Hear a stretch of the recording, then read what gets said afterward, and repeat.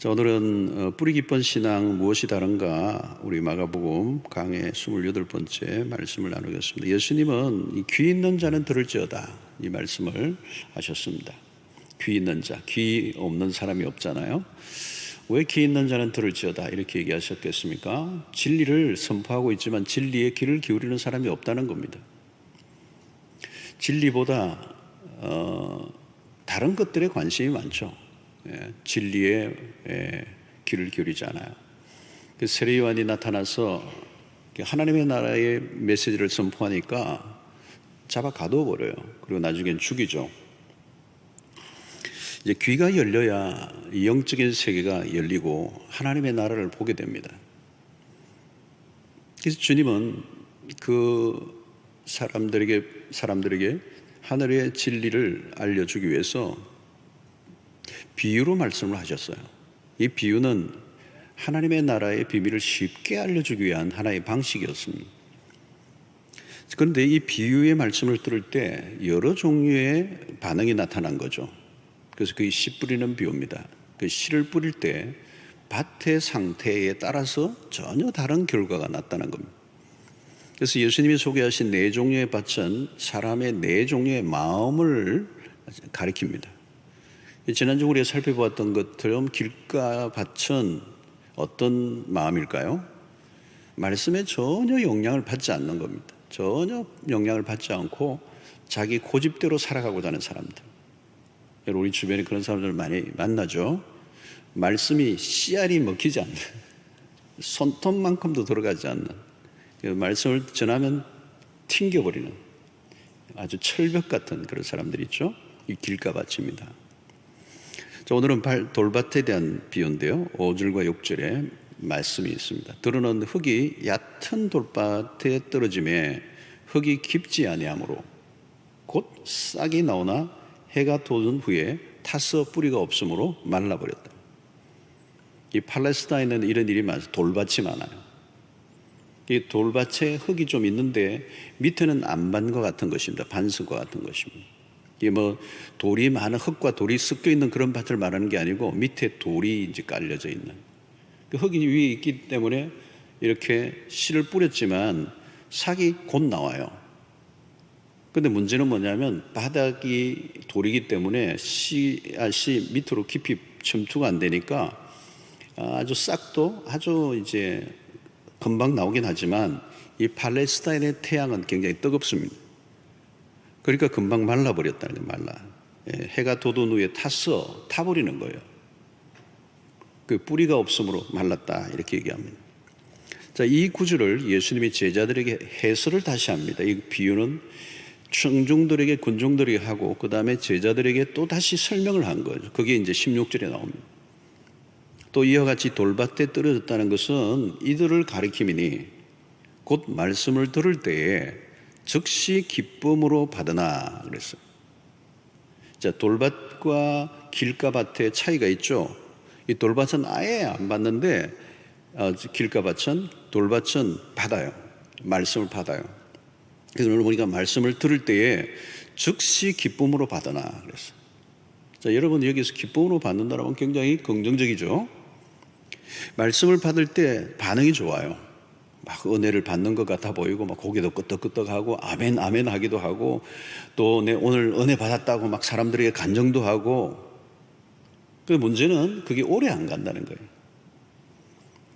여러분, 이 봉사도 보면 어떤 사람은 막 은혜 받았다 그러고 막 봉사하고 막 팔 걷어붙이고 막 여기저기 막 열심히 하는데 문제는 오래 안 가는 거예요. 어느 순간 보면 안 보여. 이런 사람들이 오늘 뭐라고 그러죠? 뒤끝이 약하다. 뒤끝이 약하다. 이제 돌짝밭, 그럼 뭘까요, 여러분? 말씀을 기쁨으로 받는다. 이 말은 감정적인 반응을 한다는 거예요. 감정적인 반응. 근데 여러분, 감정이란 어떤 겁니까? 감정은 변화가 무성해요. 불안정해요. 불안정해. 아침에는 막 천국에 갔다 온 사람처럼 얼굴이 막 밝고 할렐루야 그러는데 오후에 만나니까 지옥에서 출장 나온 사람. 막 얼굴이 막 다 깨져 있고 막 디프레스 돼가지고 막 죽는 상을 하는 거예요. 이 감정적인 것입니다. 그렇죠? 말씀을 들을 때도 아멘 아멘 반응도 잘하는데 은혜 받았다고 좋아하는데 어떻게 은혜 받으셨어요? 무엇에 은혜 받으셔서? 그러면 뭐 하여튼 좋아요. 뭐 이렇게 하고 설명을 못 하는 거예요. 이 감정적인 거.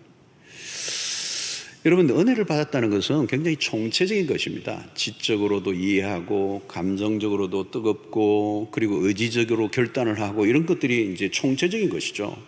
그래서 감동이 하나의 깨달음으로 끝나지 않고 그 깨달음의 삶으로 이어지는 이제 이런 단계까지 가야 되는데, 그냥 기뻤다, 좋았다, 막 은혜 받았다, 그냥 막 눈물도 났다 그러는데 그게 오래 가지 않는 겁니다.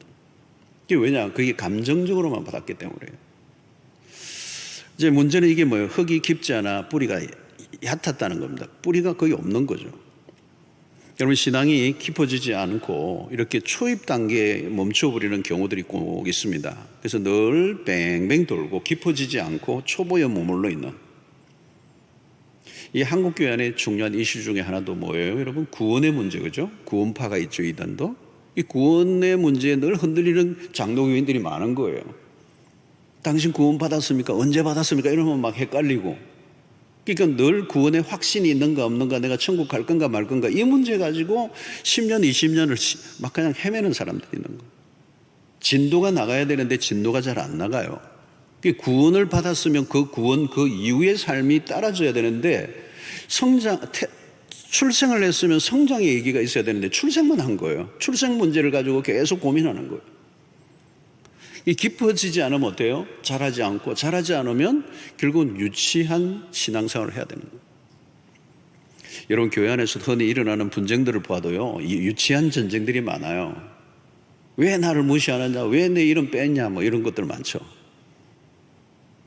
왜 교회 안 나와서 이렇게 물으면 신방 가보면 의외로 섭섭하다는 분들이 많아요. 섭섭해.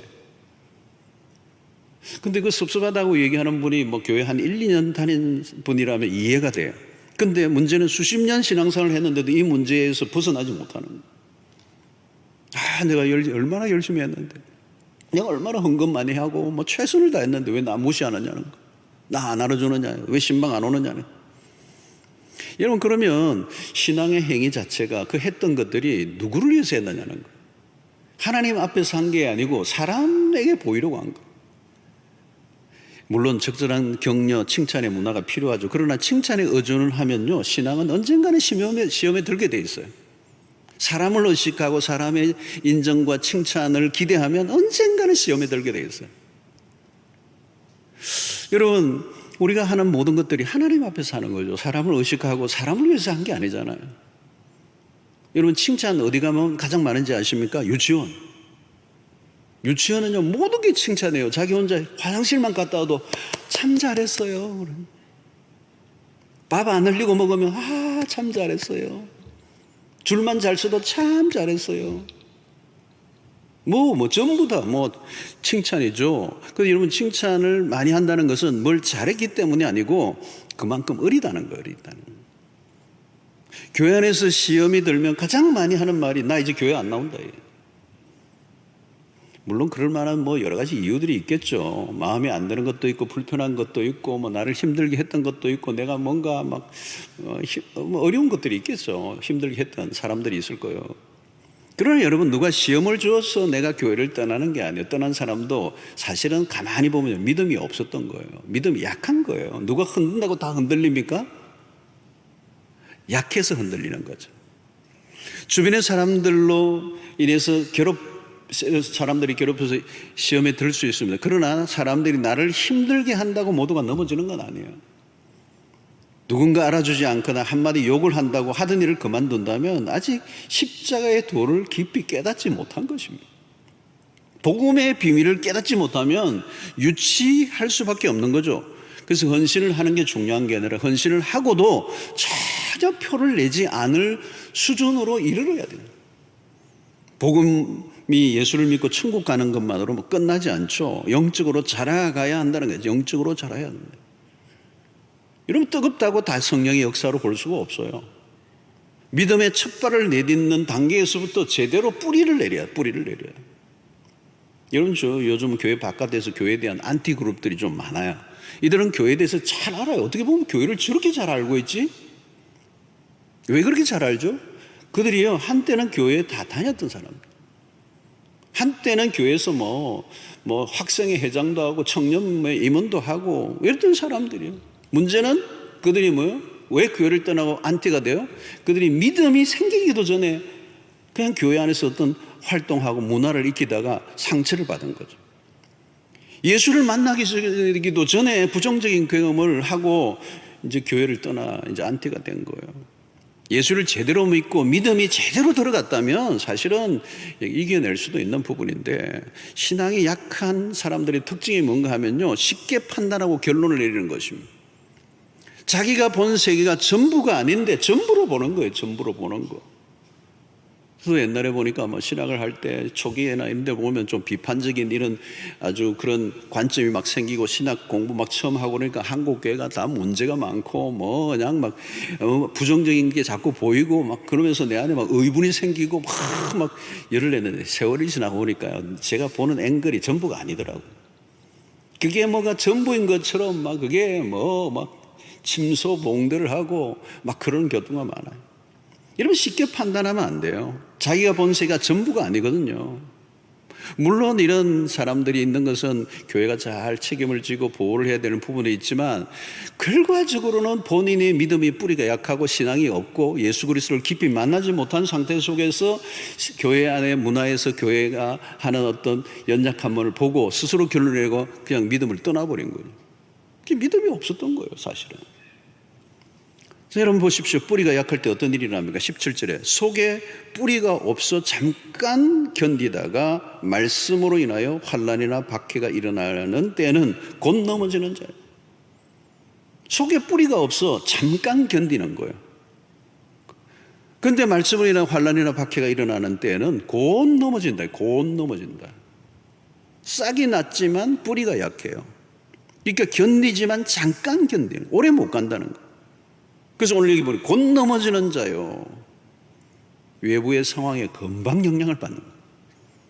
이런 신앙은요, 단거리가 아니죠. 장거리예요. 장거리. 긴 싸움을 벌여야 합니다. 1, 2년 정도 믿고 끝날 일이 아니죠. 신앙의 여정을 걸어가는 일에 긴 롱전이에요. 이 별일이 다 일어나는 것이죠. 교회 안에서 안 믿는 사람들로부터 먼저 믿은 사람, 교회 안에서 먼저 믿은 사람들로부터 혹은 외부로부터 오는 다양한 태클들이 있죠. 오늘 여기 보면 환난이나 박해가 일어날 때는 곧 넘어지는 자예요. 초대교회는 환난과 박해는 일상적이었습니다. 믿음을 가지는 순간부터 어려움이 밀려왔죠. 주변의 압력이 만만하지 않았습니다. 오늘 여기 본문을 보면 말씀으로 인하여 환난이나 박해가 일어나는 때 그랬어요. 그러니까 말씀으로 살면 환난과 박해는 일어나게 된다. 신자에게 환난과 핍박이란 당연한 것입니다. 왜 그렇습니까? 우리가 가진 믿음을 이해하는 환경이 아니에요. 우리 바깥에만 나가면 우리의 믿음을 이해하지 못하는 환경과 마주치기 때문에. 어떤 때는 가까운 가족으로부터도 미움을 받을 수도 있고요, 집단적으로 배척을 당하기도 하고, 어떤 때는 정치적으로도 핍박을 당하기도 하고. 성도 여러분, 신앙 때문에 환난과 핍박을 받아본 적 있습니까? 믿음 생활을 하다 보면 괜히 사람들로부터 미움을 당하기도 합니다. 요한복음 15장 18절 보십시오. 예수님이 이렇게 말씀하셨어요. 세상이 너희를 미워하면 너희보다 먼저 나를 미워한 줄 알라. 예수님이 미움을 당하셨어요. 당신의 백성들로부터 거절을 당하셨습니다. 미움을 받는 일은 당연하네요. 이상해요. 여러분, 예수를 믿는다 그러면 괜히 미워해요. 괜히 미워해요. 그 세상의 모습이라고. 그때 이상히 여기지 말라는 거예요. 이상히 여기지 말라. 여러분, 교회 안에서도 마찬가지죠. 믿음을 내가 제대로 가지면요, 교회 안에서도 상처 있고 실망 당할 수도 있어요. 내가 막 그냥 하나님을 만나고 하나님의 은혜를 받은 간증을 하는데 막 시비를 걸고.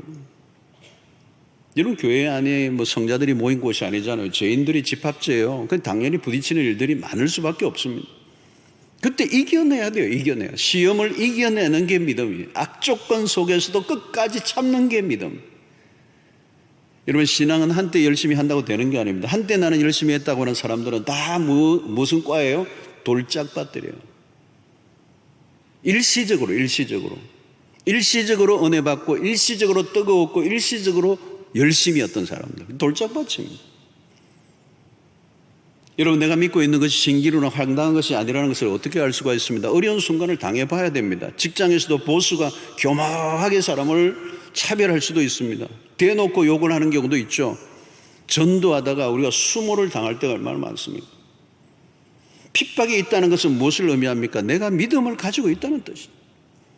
그런데 그 믿음이 진짜인지 아닌지는 언제 합니까? 테스트를 해봐야 돼요. 테스트. 그 테스트가 뭐죠? 환난과 핍박.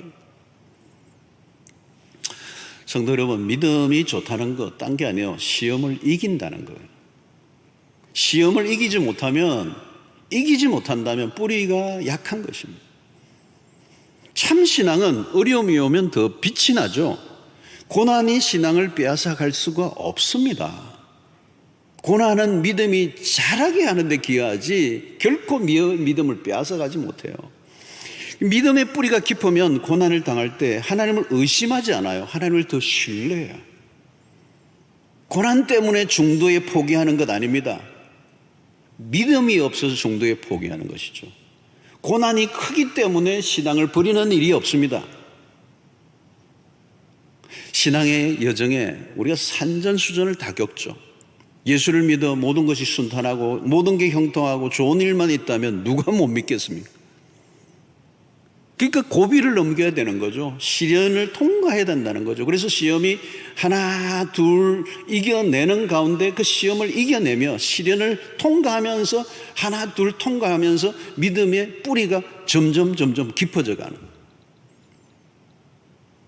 여러분, 교회 안에서도 신앙생활을 잘하고 있는 분들을 한번 보세요. 어느 날 만들어진 게 아닙니다. 그야말로 백전노장이죠. 숱한 사건.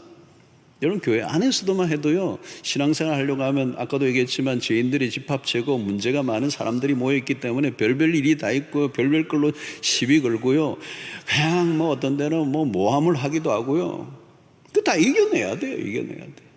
또 교회 바깥에 나가면 직장이나 사회에 나가면 그거 시험 들 일이 얼마나 많습니까? 믿음을 가졌기 때문에 대가를 지불해야 돼요. 그냥 믿음이 깊어지지 않는 거죠. 여러분, 예수님의 제자들도 보면 처음에는 다 뿌리가 얕았어요. 그러니까 늘 흔들리죠. 예수님이 십자가에 못 박히실 때는 그야말로 그냥 도망을 다 가버리고 만 사람들, 뿌리채 뽑힌 사람들이 어떻게 보면. 그러나 온전한 제자로 세워지기까지는 상당한 시간이 걸렸던 거죠.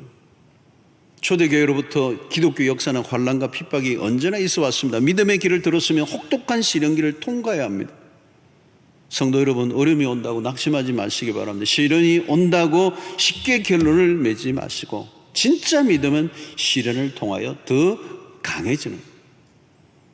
그러므로 이것은 오늘 이 본문의 말씀의 핵심은 뭐냐? 뿌리가 중요하다. 뿌리가 깊으면 햇빛이 강해도 더 생명력이 있는 거죠. 여러분, 이 아프리카 사막 쪽에 이렇게 이 시띠나무라는 거예요. 시띠나무라는 거, 그 아카시아 같은 나무인데, 그 외에는 이게 사막, 이집트나 이런 데가 사막에 가면 그 나무밖에 보이지 않아요. 그 잎사귀도 있고요. 아무 물도 없는데 그 사막에 그 시띠나무가 있어요. 그게 그늘을 만들어줘요. 그 물도 없는데 어떻게 그 시띠나무가 있느냐? 그 뿌리. 시띠나무의 특징은 뿌리가 있는데 이 뿌리가 어디까지 내려가느냐?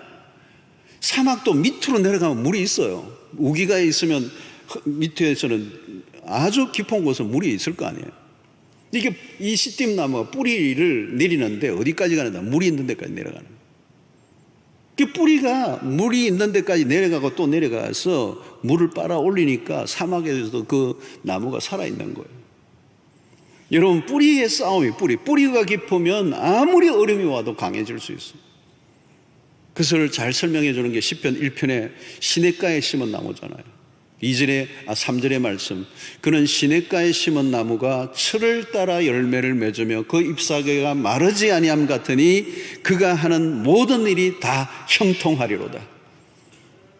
여러분, 여기에 왜 그래? 시냇가에 심은 나무의 핵심은 뭡니까? 뿌리가 시냇가에 놓여 있는 거예요. 척박한 땅에서도 살아남을 수 있는 비결은 그 나무가 얼마나 멋있는 나무냐가 아니라 뿌리. 비밀은 뿌리에 있는 거예요. 시냇가에 심은 나무가 철을 따라 열매를 맺고 그 잎사귀가 마르지 않을 수 있는 이유가 어디 있느냐? 그게 2절의 답이 있잖아요. 오직 여호와의 율법을 즐거워하여 그의 율법을 주야로 묵상하는 자로다. 율법을 즐거워할 뿐만 아니라 그 율법을 주야로 묵상한다. 여러분, 묵상이 뭡니까? 말씀이 그 영혼, 마음속 깊이 뿌리게 내리게 하는 거예요. 묵상은 한순간에 이루어지는 게 아니라 시간을 두고 계속 진행되는 일입니다. 하나님의 말씀에 내 영혼 깊숙한 곳에 뿌리를 내리고 내면화되어지면 그 말씀이 내 안에서 생명의 역사를 만들어내요.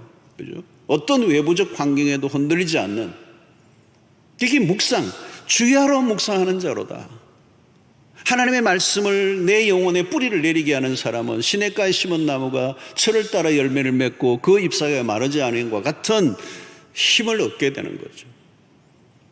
여러분, 사람들이 무슨 소리 한 마리 했다고 거기에 막 그냥 입을 뒤집어 쓰고 죽는다 할 정도가 되는 건 뭐예요? 그 사람의 말이 나를 금방 내 삶에 영향을 미칠 수 있는 이유는 뭘까요? 뿌리가 내가 없는 거예요. 내가 말씀의 뿌리를 깊이 내리고 있으면 누가 무슨 소리를 해도 묵묵히 믿음의 길을 걸어가는 힘이 말씀 안에 있는 거죠.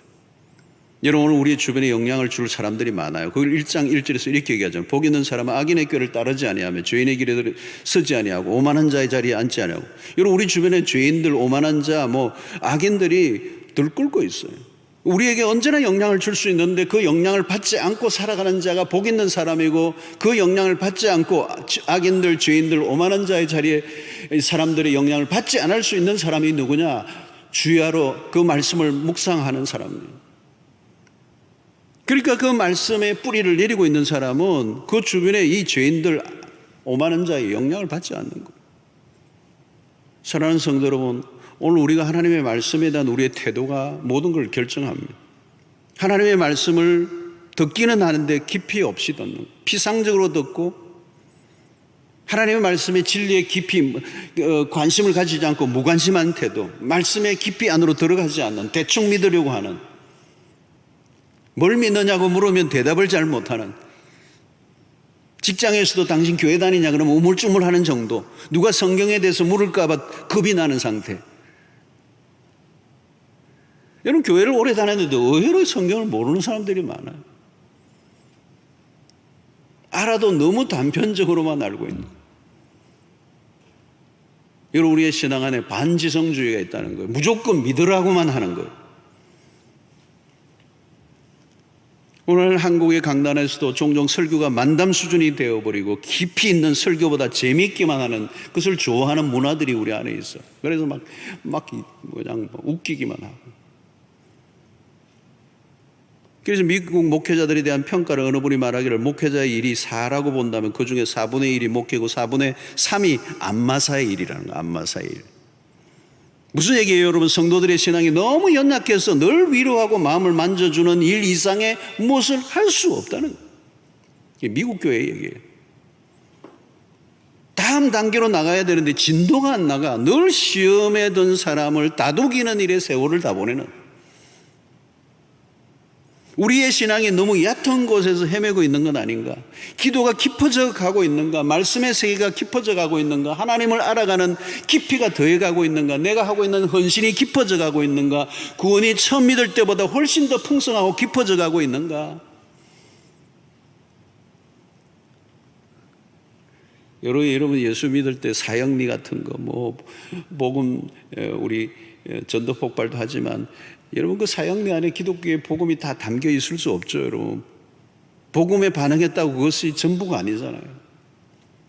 바울은 에베소 교회를 향하여 드리는 기도에서 신앙의 본질을 이렇게 가르쳐주고 있습니다. 에베소 1장 17절로 19절에 보면, 우리 주 예수 그리스도의 하나님 영광의 아버지께서 지혜와 계시의 영을 너희에게 주사 하나님을 알게 하시고 너희 마음의 눈을 밝히사 그의 부르심의 소망이 무엇이며 성도 안에서 그 기업의 영광의 풍성함이 무엇이며 그의 힘의 위력으로 역사심을 따라 믿는 우리에게 베푸신 능력의 지극히 크심이 어떠한 것을 너희로 알게 하시기를 구하노라.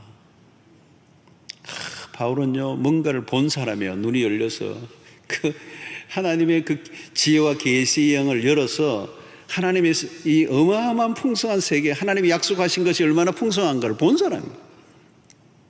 그래서 성도들을 향하여 기도하는데 그 눈이 열리자마자 성도들을 그곳으로 인도하고 싶은 거죠. 그래서 바울의 기도는 간절합니다. 성도들이 하나님이 약속하신 그 기업의 영광의 풍성함이 무엇인지 알기를 원하고 우리에게 베푸신 능력의 크심이 지극히 크심이 어떠한 것을 알기를 원한다.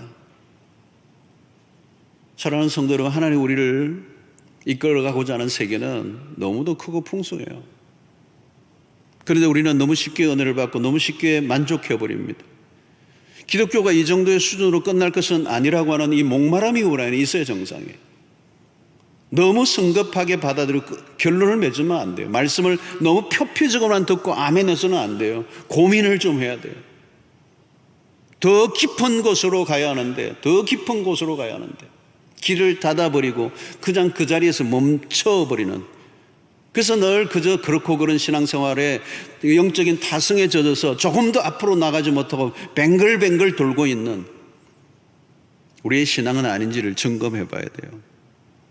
사랑하는 성도 여러분, 성경이 얼마나 심오합니까? 말씀의 세계가 끝이 없죠. 복음이 얼마나 광대합니까? 그 빛깔로 얘기한다면 몇 가지인지 천년의 색깔로도 표현할 수 없는 다양한 그런 스펙트럼으로 우리에게 다가오고 있죠. 그래서 1년, 2년, 3년 이런 우리 무슨 프로그램에 참여한다고 알 수 있는 수준이 아니에요. 복음을 제대로 이해하고 깨닫기만 해도 우리는 거기에 압도를 당하고 우리의 삶의 모든 문제를 해결받고도 남아요. 저는 목사로서 사람 말씀을 늘 대하고 성경을 공부하고 느끼면서 뭘 느끼는, 요즘 늘 느껴요. 말씀의 세계의 경이로움 앞에서 그 무궁하고 그 풍성한 세계 안에 내가 지금 어디쯤 있을까라고 가끔 물어요. 그러면 저는 초입에라도 들어와 있을까라고는 의심이 들어요. 하나님의 나라의 복음은 광대하고 풍성합니다. 하나님의 말씀은 알면 알수록 무궁해요. 눈이 밝아지면 질수록 우리는 세상의 것들로 인하여 실망하는 일, 세상의 것들이 우리를 실망하게 하려도 우리가 실망하지 않을 수 있는 힘이 우리 안에 있는 거죠. 진짜를 맛보았기 때문에 허접한 것에 마음이 빼앗기지 않습니다. 주님은 우리를 더 깊은 곳으로 인도해 주시기를 원해요. 근데 우리는 늘 천국 갈 수 있을까 없는가 그것만으로 고민하는 수준에 머물러 있을 때요. 성도 여러분, 우리의 신앙의 수준을 하향조전하지 않아야 됩니다. 계속 성장하지 않으면 시험의 연속이고요. 누가 넘어뜨린 게 아닙니다, 여러분. 누가 시험을 줘서 시험에 들었다고 얘기하지 마세요. 내가 믿음이 없는 거예요. 믿음이 약한 거예요. 자기 발에 자기가 넘어지는 거예요. 자기만 넘어지는 게 아니라 다른 사람들까지 넘어지게 만드는. 자, 어떻게 하면 뿌리를 내릴 수 있을까요? 말씀의 내면화입니다. 내면화. 뿌리를 내린다는 말을 다르게 표현하면 내면화.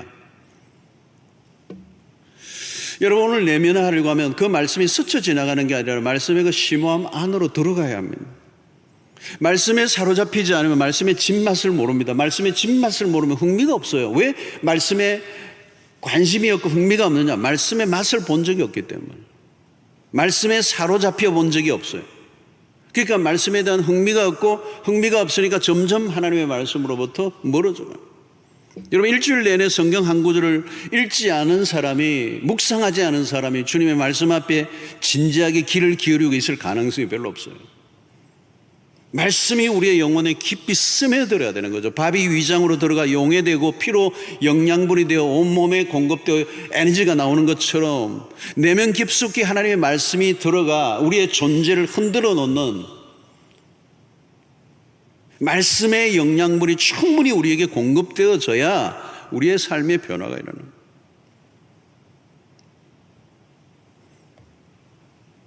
여러분, 말씀에 감정적인 반응만으로 안 돼요. 구체적으로 실천해야 되는 것입니다. 이 내면화의 과정은 묵상이지만 그 묵상은 하나의 머리에 가슴의 작용으로 끝나지 않고 우리의 삶으로 옮겨지는. 여러분, 우리가 말씀을 들을 때 옛날에는 그냥 대충 넘어갔는데 그 말씀에 귀를 기울이면요, 그 말씀을 그냥 넘어갈 수가 없어요. 그 말씀이 우리의 깊은 삶의 부분을 건드리기 때문에. 마가복음 10장에 한 부자 청년의 이야기가 나옵니다. 어떻게 하여야 예수님에게 찾아와서 어떻게 하여야 영생을 얻으리까 주님에게 질문을 합니다. 그런 여러분 젊은 부자 관원이에요. 모든 걸 가지고 있는 사람임에도 불구하고 그에게 놀라운 것은 영적인 고민을 갖고 있다는 거예요. 이 영적인 진지함을 가지고 주님에게 찾아와서 어떻게 하여 영생을 얻으리까? 여러분, 그때 주님이 그에게 급소를 찌르죠. 내 재산을 팔아 가난한 자에게 나누어 주고 나를 따르라. 근데 성경을 보면 10장에 그렇게 나와서 그는 재물이 많은 고로 말씀으로 인하여 슬픈 기색을 띠고 근심하여 가니라. 떠났어요. 여기 참 흥미로운 것은 말씀으로 인하여 슬픈 기색을 띠고. 여러분, 주님의 말씀이 그 영혼을 건드리기 시작하니까 불편한 거예요. 이게 거부한 것이죠. 그리고 떠나버렸습니다. 여러분, 말씀을 듣는 것은 쉬운 일이 아닙니다. 어떤 성도는 세금 문제를 가지고 이 세금 문제가 뭔가 있었지만 그냥 넘어갔어요. 어느 날 말씀이 귀에 들어오면서 고민이 시작된 거예요. 말씀이 좀 깊이 들어오니까 당장 고민이 되는 거예요. 뭔가 마음에 걸리는 거죠. 전에는 대충 넘어가고 살았는데 조금 이렇게 무시하고 살았는데 하나님의 말씀이 깊이 들어오니까 그 세금 문제가 자꾸 부딪히는 거예요. 잠을 잘 때도 좀 뒤척이고 일을 하는데도 항상 그게 부딪히는 거예요. 왜? 말씀이 내 영혼에 꽂혀 들어오니까 내가 바른 방법으로 해야 되겠다, 세금을 제대로 내야 되겠다라고 하는 이게 자꾸 부딪히는 거예요. 하나님이 순종을 원하신다는 걸 자꾸 얘기하니까. 그러니까 말씀이 귀에 들어오고 내 영혼에 스며들어오니까 불편해지기 시작하네. 처음은 옛날에는 그냥 지나갔는데 그냥 지나갈 수 없게 만드는 말씀이 깊이 들어오니까, 그래서 마침내 할 수 없어요. 그 말씀 때문에 힘들지만 그것을 받아들이기로 하고 정직하게 모든 계산해서 세금을 이제 해결했어요. 여러분, 이게 뭡니까? 말씀이 들어오면요 상당한 대가를 지불해야 돼요. 이게 말씀을 듣는다라고 하는 얘기는 간단한 피상적인 게 아니라는 거예요. 희생을 요구한다는 거예요. 말씀을 들었다는 것은 귀의 문제로 끝나지 않습니다. 온몸으로 삶으로 살아내어야 비로소 그것을 말씀을 내가 받았다라고 얘기하는 거예요. 말씀을 듣고 박수치고 눈물 흘리고 감동하고 아멘하는 그런 수준으로 끝나는 게 아니라는 거예요. 조금씩 들어가면 진통을 하는 순간을 맞기도 하는 거죠. 여러분, 영적으로 성장해 간다는 것은 긴 과정입니다. 하나님의 말씀을 듣고 이해하고 머리로, 그리고 가슴으로 그것을 온전히 깨달아, 그리고 행동으로 의지적으로 옮겨, 그 옮길 때 내 삶에 어마어마한 불이익이 올 수도 있고 손해를 볼 수도 있고 희생을 해야 되는 그 과정을 거칠 때 비로소 그 말씀이 뿌리를 내리고 내 영혼이 자라게 되는, 삶의 열매로 입증된다는 거예요. 오늘 씨 뿌리는 비유의 핵심은 계속적인 성장이고 최종적으로는 열매를 맺는 단계입니다. 우리가 옥토에 떨어진 씨앗이 결국은 30배, 60배 열매를 거둔다라고 하는 이 열매로 결국은 여러분, 우리의 신앙은 계속적으로 성장하고 있느냐라고 하는 주제와 두 번째는 열매를 맺을 거냐는 거죠. 여러분, 오늘 한 그루의 나무가 그냥 만들어지지 않죠. 열매를 맺는 것은 비바람을 맞고 버텨내고 많은 대가를 지불하는 신앙의 여정이 필요한 거죠. 첫걸음은 누구나 어설픕니다. 그러나 조금씩 자라가게 되죠. 말씀을 받는 태도를 우리가 확인해야 돼요. 정말 나는 말씀을 순종하려고 듣고자 하는가? 이게 진정성이에요. 건성으로 들으면 안 된다는 거죠. 여러분, 신앙이 깊어져가는 사람들의 특징은 말씀에 대한 남다른 태도를 갖고 있습니다. 성도 여러분, 세월이 흐른다는 것은 책임입니다. 신앙생활을 해왔지만 마음에 상처라만 얼룩져 있고 원망의 마음만 남아있다면 출발했을 때 문제가 있었다고 볼 수가 있습니다. 남편이 신앙생활을 지극히 반대하고 핍박하는 과정에서 믿음을 지켜온 우리 여자 성도분들이 많아요. 비교적 남자들보다 여성분이 먼저 와서 신앙생활을 하는데 남편이 막 반대를 해서 핍박을 하는데 성경책을 찢어버리고 성경책이 수도 없이 그냥 또 어디 숨겨두고 때로는 매를 대기도 하고 주먹질을 하기도 하고 뭐 그런 환경 중에서 믿음을 지켜온 분들이 있어요. 그들의 신앙은 남달라요. 시련을 통해서 아픔도 많았지만 결국 믿음이 깊어져요. 시련 가운데서 여러분 말씀을 대충 받을 수가 없죠.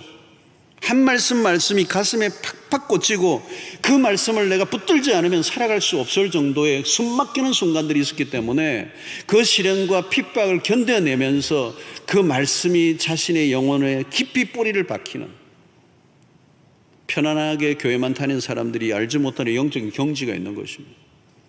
여러분, 욥이 하나님을 잘 섬겼지만 고난을 겪고 난 다음은 다른 거예요. 이전에도 욥은 믿음이 좋았던 사람이지만 그 고난의 풀무불을 지나고 난 다음에 정금같이 빚어내시는, 혹독한 시련으로 하나님에 대한 하나님과의 갈등, 그 모든 어떤 의심을 다 통과해낸 이후에 만들어진 그 신앙을 과연 누가 흔들 수가 있겠습니까? 뿌리 깊이 박힌 그의 믿음이 고난을 통하여 입증되었습니다. 여러분, 믿음은 도깨비 방망이처럼 뚝딱 한다고 만들어지지 않습니다. 지금 어려우십니까? 신앙 때문에, 신앙생활 하는 것 때문에 더 어려워지셨습니까?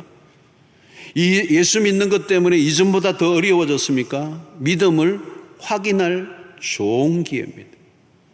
지금은 시대적으로 어려운 때로 우리는 지나가고 있습니다. 모두가 어렵다고 아우성입니다. 앞으로도 어려움들이 예상됩니다. 신앙을 가지고 산다는 것이 결코 쉽지 않은 시대를 우리가 살고 있어요. 그러나 여러분, 두려워하지 마십시오. 흔들어 보아야 뿌리가 있나 없나를 확인할 수가 있어요. 온갖 어려움들을 이겨내면서 신앙은 깊어져 가게 되고, 그 뿌리 깊은 신앙인이 될 때 그 뿌리 깊은 그 신앙의 그 뿌리에서 점점 나무가 자라 꽃을 피우고 마침내 열매를 맺는 역사가 일어나게 될 줄로 믿습니다. 여러분, 주변에서 어렵게 하는 사람이 있습니까? 내 신앙을 확인하십시오. 믿는 사람들끼리 서로 모여 칭찬해주고 박수를 쳐주는 곳이라면 내 신앙을 확인할 길이 없어요. 여러분, 흔들 때, 많은 시련과 어려움이 올 때 더 깊어져 가고 있는가, 아니면 흔들리고 있는가, 어떤 때는 뿌리째 뽑히고 있는가. 여러분, 우리가 할 일은 딴 게 아니에요. 하나님의 말씀입니다. 하나님의 말씀을 말씀으로 받고 살면 하나님의 말씀의 생명력이 우리를 더 강하게 하셔서 모든 시련과 어려움을 충분히 이기게 하고도 남을 줄로 믿습니다. 어떤 경우에도 여러분, 말씀을 가볍게 받지 마시고요, 말씀을 갈망하시고, 말씀을 사모하시고, 말씀을 기대하시고, 말씀에 몰두하시고, 말씀에 사로잡히시고, 말씀에 흠뻑 젖어들시고, 말씀의 감동에 사로잡힐 뿐만 아니라 말씀을 따라 살아가고자 하는 강력한 의지를 가지고 살다 보면 어느새 나도 모르게 거목이 되었어. 아무리 어려움이 와도 흔들리지 않는 시냇가에 심은 나무와 같은, 그래서 시절을 쫓아 열매를 맺는 멋진 신앙인으로, 멋진 신앙의 거목으로 여러분들 모두가 자라가는 은혜가 있게 되기를 주의 이름으로 축원합니다. 기도하겠습니다. 하나님 아버지, 어려운 시대를 살고 있습니다. 이때 우리의 믿음을 확인하게 하시고, 특별히 말씀을 통하여 우리의 신앙의 뿌리가 더 깊어져서 어려울 때 더 진가를 발휘하고 하나님의 백성됨을 나타내는 그 은혜를 우리 모두에게 허락하여 주시옵소서. 그래서 우리 일상 속에 날마다 말씀과 실험하게 하시고, 말씀이 내 영혼 깊숙한 곳에 스며들게 하시고, 그 말씀을 따라 살아가기 위해 대가를 지불하게 하여 주셔서 말씀의 능력과 생명력을 우리의 삶 속에서 경험하고 우리의 믿음을 입증하는 주의 백성들이 되게 하여 주시옵소서. 예수님의 이름으로 기도하옵나이다. 아멘.